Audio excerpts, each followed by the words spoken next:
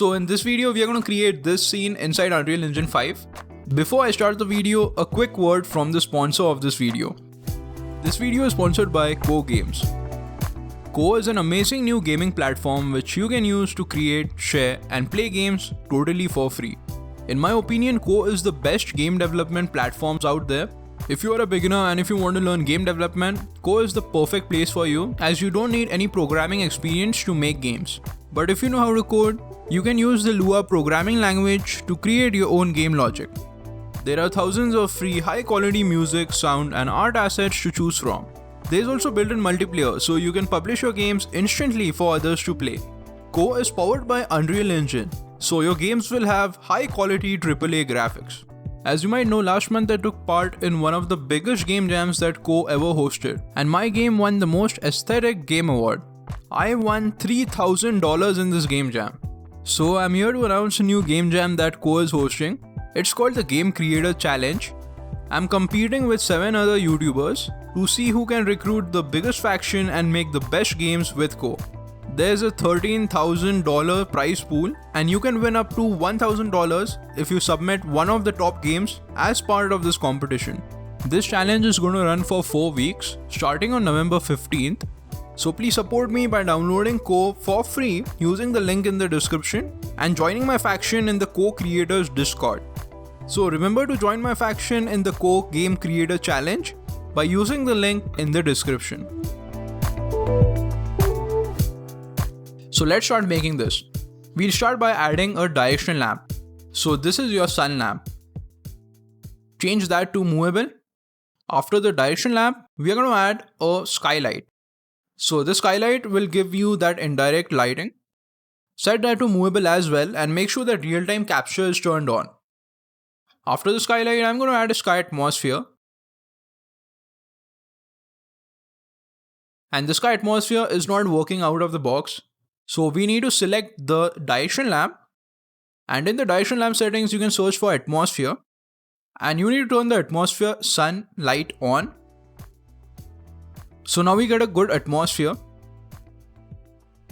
You can use the shortcut and you can rotate your sun lamp.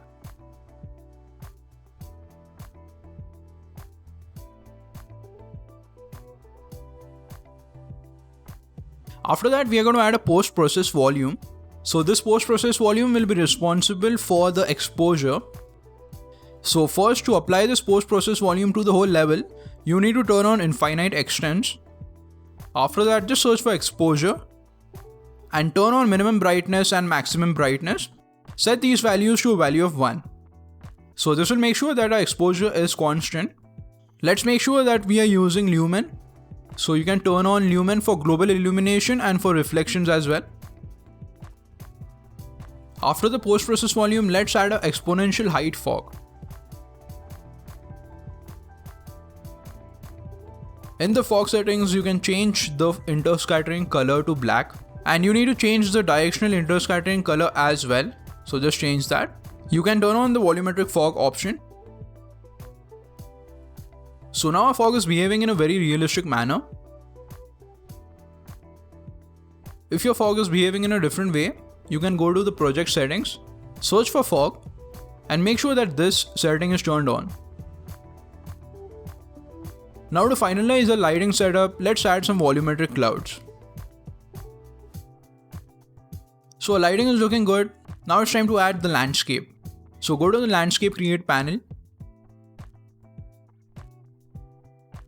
Just leave everything to the default options and just create your landscape. So now we are in the sculpt mode. So you can use the sculpt brush and you can create some height variations in your scene.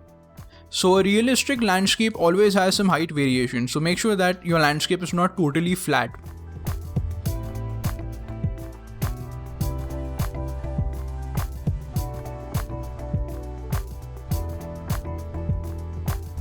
Now let's import some Quixel Megascan assets. So first I'm going to import this landscape material.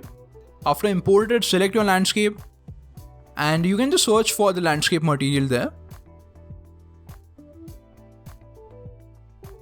After that, let's add some grass. So let's add this model in the scene.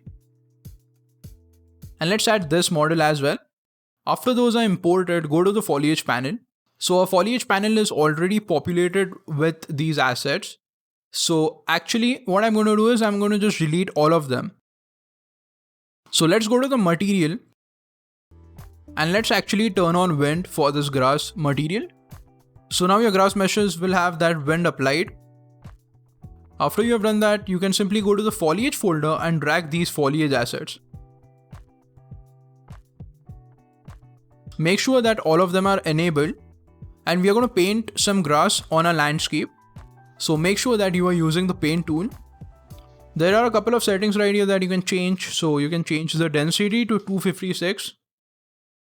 You can change the scale to a minimum and a maximum value. That way you will have some variation. After you have done that, just click on the landscape and that is going to paint these grass assets.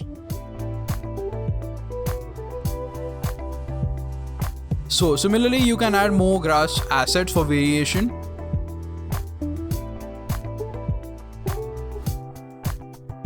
Now it's time to add the focus element of a scene. And this is a FBX file, so I will leave a link down in the description if you want to download this particular model, and just open the static mesh. So here you can enable nanite. After that, just click and drag the model in the scene. And as you can see, this particular model has a very low scale value. So just increase the size of this model. And after some lighting changes, my scene is looking pretty good. So this is how easy it is to create something like this inside UE5. And there are a ton of free assets, free 3D scans and stuff that you can use to create these realistic scenes within minutes. And that's it. I'll see you in the next video.